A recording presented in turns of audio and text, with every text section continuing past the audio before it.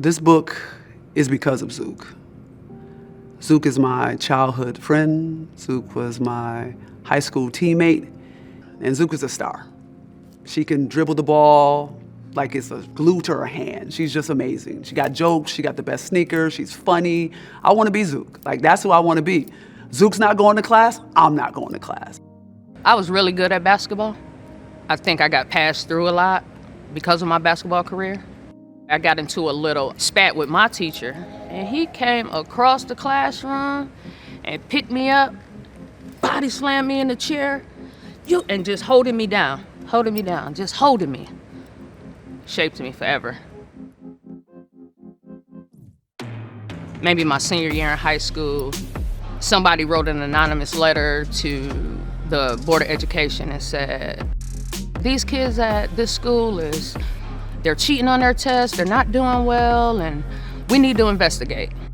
Zook is kicked off the basketball team, and at her disciplinary meeting, she punches a teacher and flees.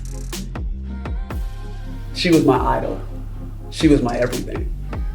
And I saw how they punished her, how they treated her, and after that, I wasn't the same. I was just crushed. I was lost, and I lived through some pain, and it was hard. I ain't talked to my good close friends for years because I felt like I was alone. When I think about that kind of stuff and I look at where I am, I'm like, thank you to all those teachers that stepped on me. Thank you to the athletic director that gave up on me. Thank you to the Board of Education for coming in with some old BS story trying to say that this is what your school was doing and we need to take it out on this one little girl. We need to take it out on her. No, that's not okay. No, that's not okay. Let's get the full story. Let's talk about it. They left us to the wolves.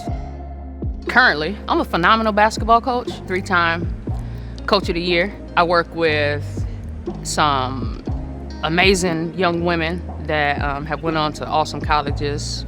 Have a couple that's in WNBA as well.